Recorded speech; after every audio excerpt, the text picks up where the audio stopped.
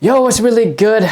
Another one of these videos with Matt here today. Right. And actually, this is gonna be one of the more interesting ones. A lot of people have been reaching out to me regarding the MSc route. And I personally don't know that route. So I think it's gonna be a really good route for those who are interested going this way. And the good thing is he went through OTS just like me, and he could explain more about that. But without further ado, we're gonna go ahead and jump into this interview real quick. Please tell me about your Air Force background and how you got in. Was it OTS?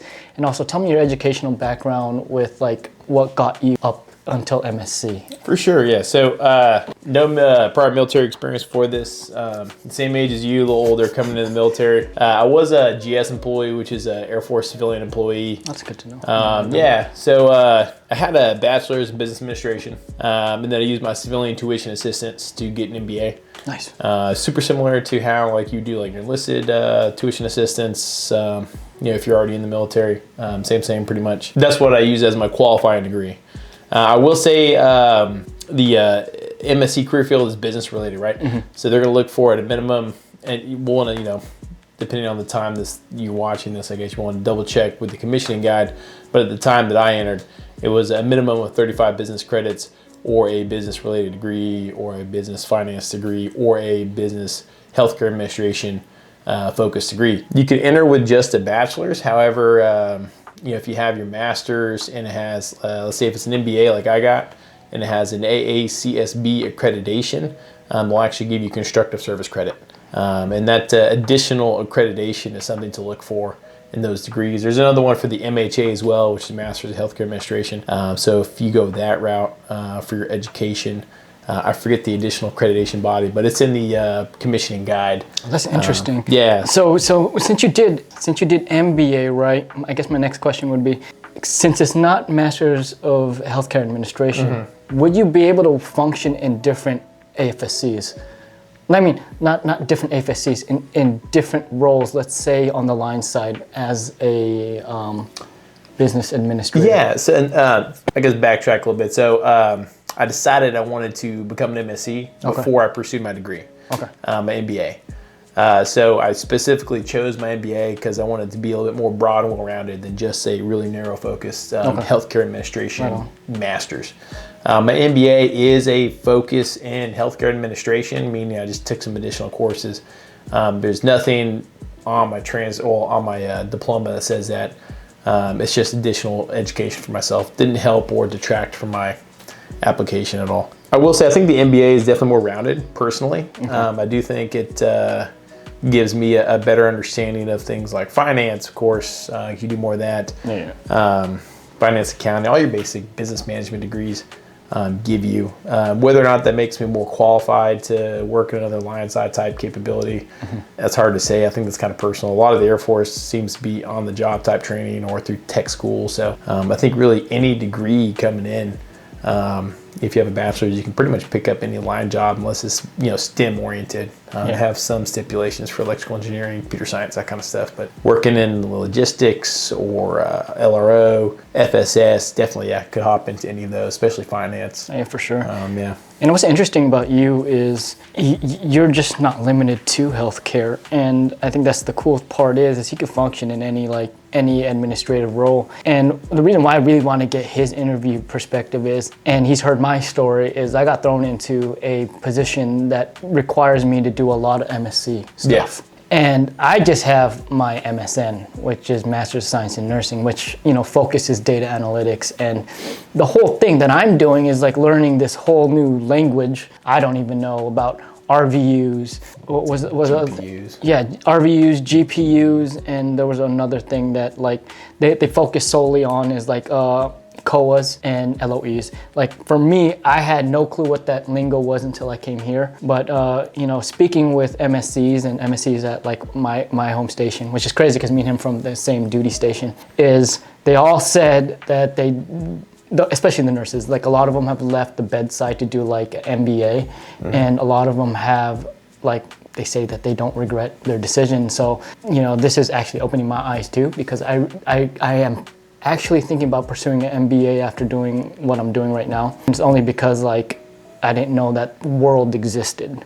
and having a little bit more of a background with like understanding like, you know, what you guys do, how do we connect this system with that system, but at the same time, like you're doing, it's just more granular is what I'm trying to get at. And it's more, I wouldn't say tactical, more operational. You go into this world and he's seen me, I'm like more on the medical, like, and we get our hands dirty with patients, but then now you're sucked into this business administrative role, and now you're just like, you're forced to, in a sense, grow up as a leader.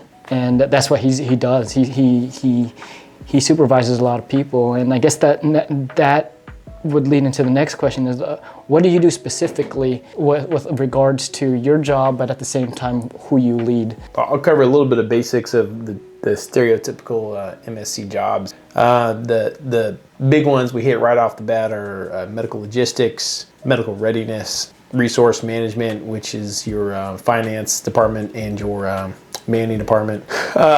Group practice management, which is similar to what you're doing now with scheduling RVU balances. It's really operational side of a clinic. Then TOPA, let's forget that one, is TRICARE administration and patient administration. That one is managing referrals, anything to do with insurance claims, your encashment area and all that fun stuff. I didn't know you're doing referrals too. Holy cow. Yeah, referrals falls under us, under TOPA. So if you're an MSc, all those are flight command positions you can have, or at a bidder clinic, you may be like a deputy flight commander or something like that. Then of course, medical information systems. I really enjoy that one. That one's pretty straightforward. This IT for the hospital, which is actually quite the ordeal now that we're under DHA. You have a lot more responsibility. It's an awesome part to be into. One of the less talked about ones too that we get into is AE as well, so air medical evacuation. Kind of working with you in the CCATT realm a little bit. So that's another fun one. Right now, I am working the training group, so I'm a section commander. In a nutshell, I have G-series orders, and I oversee the development of the dental enlisted dental students that come through.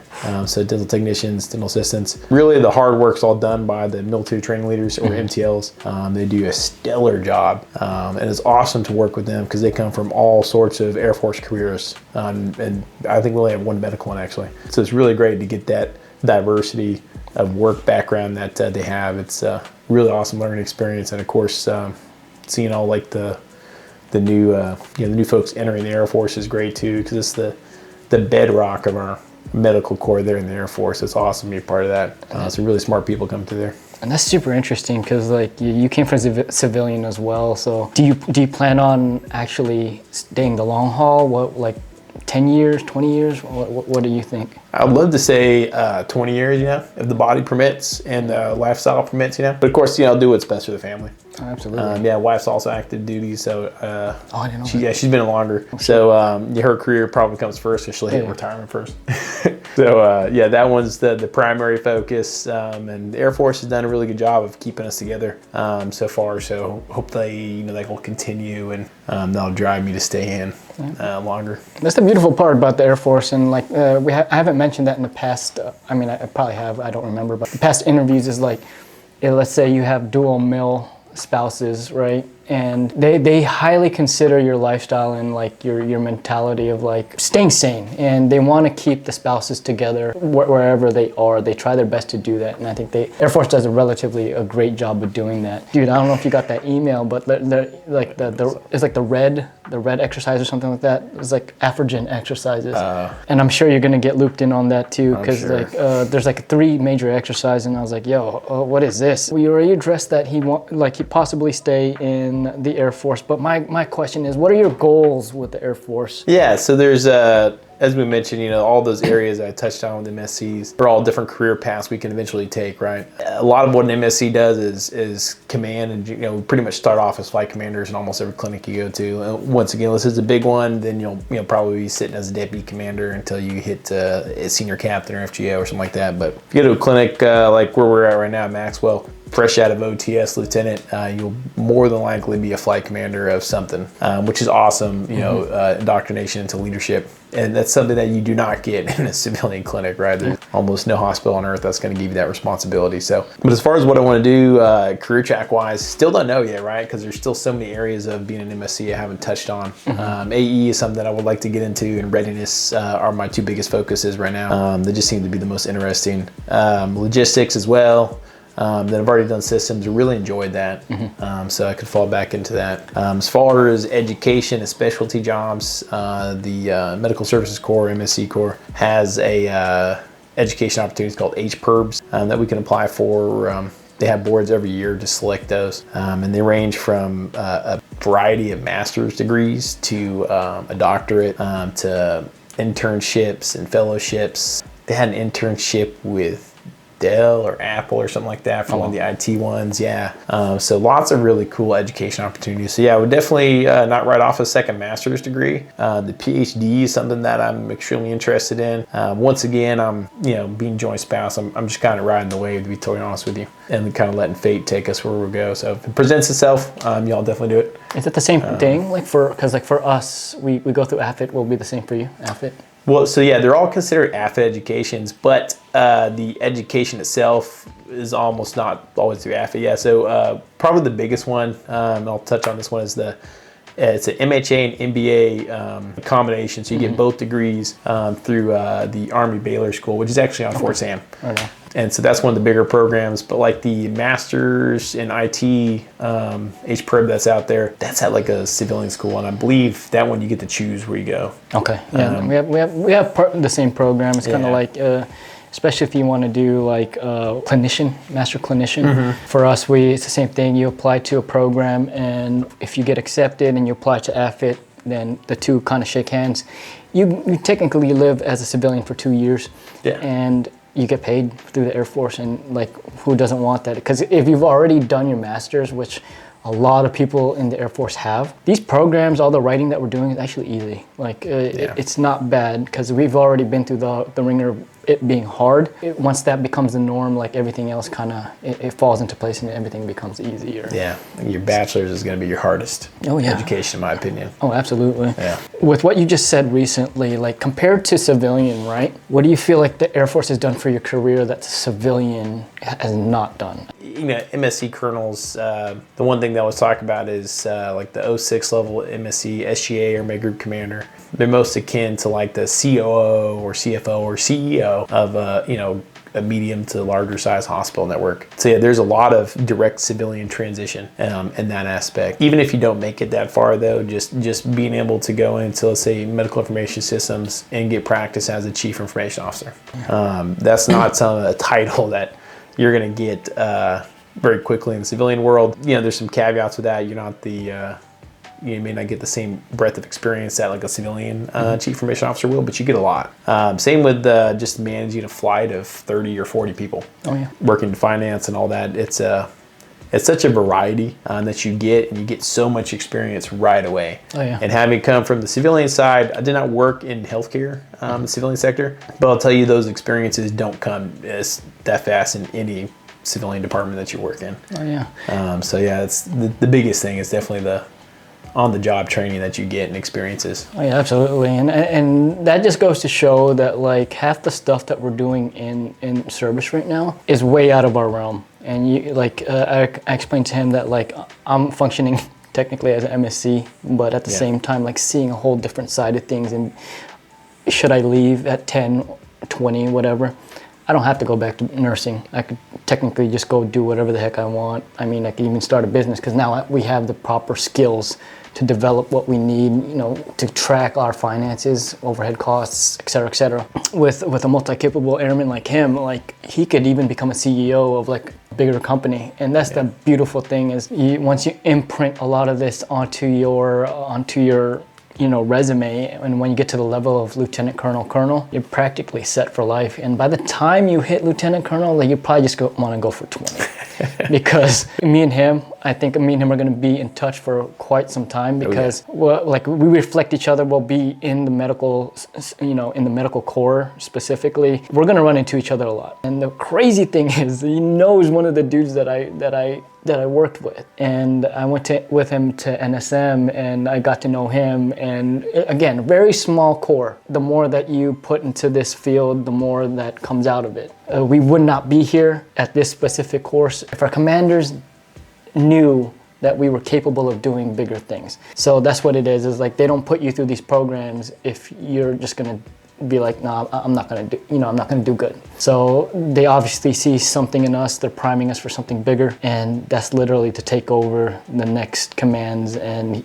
like, he's got way more command experience than me. Like down the line, once I finish this specific MTF, I pin major, that's when it's going to be expected me to function at the FGO level. For those who don't know, FGO is field grade officer versus, what was CGO again? I forgot. Yeah, CGO, commission grade officer. Lastly, some inspirational words for those who are trying to go your route. Yes, probably the best thing to do. So if you're not in the military, I guess there's two tracks to that, right? So if you're, let's say, guard or reserve, or just civilian, because those applications are all the same, for active duty at least. If you're trying to come active duty, I would reach out to a what they call HPSP recruiter. They are healthcare specific recruiters. They are not the same as your line side officer recruiters. So if you do stop by a recruiting station, probably not going to have an HPSP recruiter in there, or at least in most of them, from my personal experience. Through my application, that was not the case. So make sure you reach out to them though, directly. You can contact, if you have a hard time finding them, you can contact the recruiting squadron directly. Typically they have websites. You can find their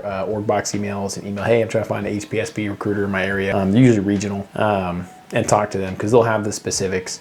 You can also find the commissioning guide for the Medical Service Corps. And they'll have the guidelines on what you need. So like your minimum GRE or GMAT score, which is the test we have to take. So we don't do the AFOQT like the line side. The GRE and the GMAT are the exams you would take to get into any master's business program typically. And they have minimum scores in that, and they'll also show you what the averages were for like the last several years boards that came through. So it gives you a good idea what to shoot for. Don't shoot for just the minimum, shoot for higher up. If you're doing the GRE like I did, if you can get above a 300, you're pretty good. If you can get above 310, you should be really good there. Of course, there's also your GPA. You need to have a pretty decent GPA because it's a competitive field, right? The application process is extremely competitive. They take about 50% folks from the enlisted career field, and then about 50% from the civilian, to include the AGR and the reserves. Definitely stay focused on that. Like if you have not had an education, plan that stuff out in advance. Look into the degree programs, look into the schools that you're going to be looking at. There's a lot of private education out there that's really good at marketing towards individuals for online learning, but there's a lot of brick and mortar traditional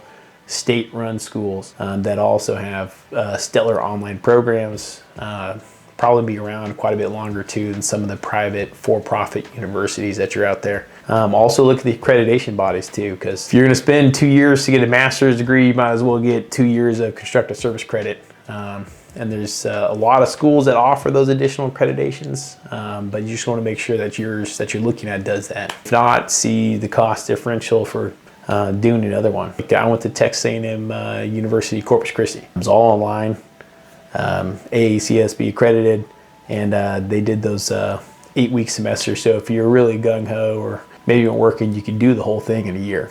But then you have to balance to your GPA. So yeah, it's like that give and take. You don't want to rush through it and have a bad GPA because you can't really fix that.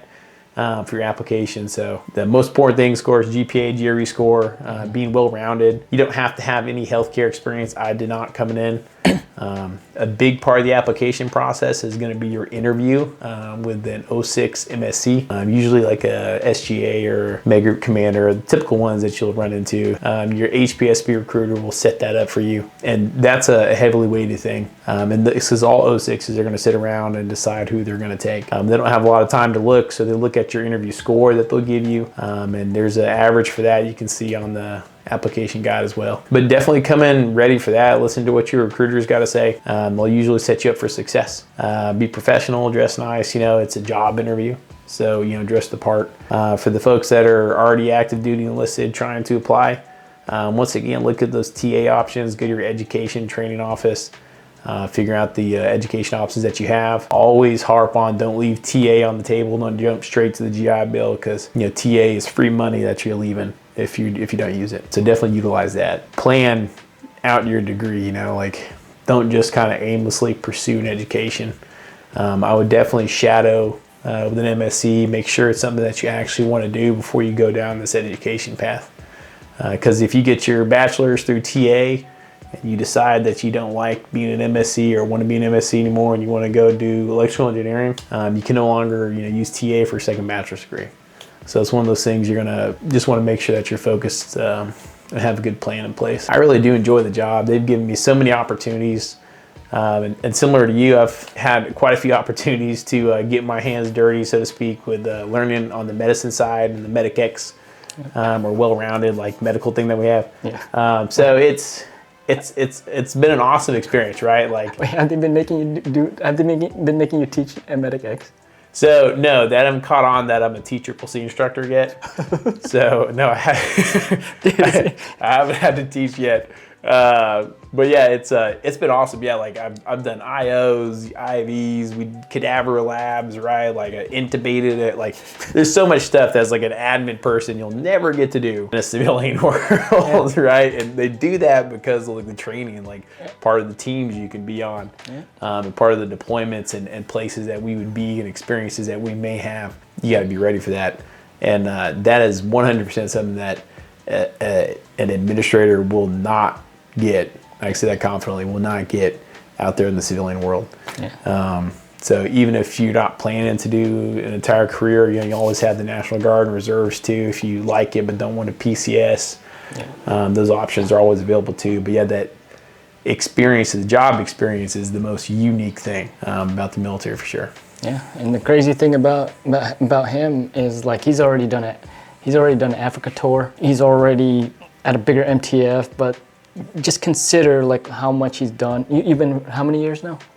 Just under 4. See, under 4. But within that 4-year time frame, compared to that of a civilian, like his experience, should he get out, like which he won't, but like should he get out at the time he is right now, he will have any job that he wants. It don't matter if it's in healthcare, if it's like on like the regular line side, but that's what is done. And I continue to emphasize that for anyone who watches these videos. It prepares you for the real world, and being an officer is quite different than that of enlisted, because when we came in, we already had jobs. We experienced the real world, so there will be no issue for us to transition back to civilian, because we know what to expect. And I think that's the beauty of like having been a direct commission versus having gone through or indoctrinated specifically through the academy or through ROTC, because again, there's different venues to get into the Air Force, and we went through the OTS route. Yeah. Which he has an amazing job, and if that's something that you want, like reach out to me and I could put you in touch with him. I appreciate you being on this channel, dude. You're a good guy. Thanks, man. I'll see him at home base. Yeah. It's just funny because like we come to this course and I didn't even know he was from. Really cool guy, and it's amazing to see different areas of the Air Force come together, and then you just kind of see like how it all just comes into line, because what we're really preparing for is a bigger fight, and those are things that we don't talk about. However, those are things that we don't want for you to see as well, unless you come in. And that's why the military exists, is to protect your freedom and for you to be able to not think about that stuff. So besides that, you guys take care. I'll see you guys in the next video produced. And again, thanks, bro. Yep. Awesome. Oh no, dude. That background, dude. I know. Oh, my fucking hair looks retarded. Let me throw a cap on. You dude, don't edit that out, man. I'll put it at the bloopers at the end. All right, let's go.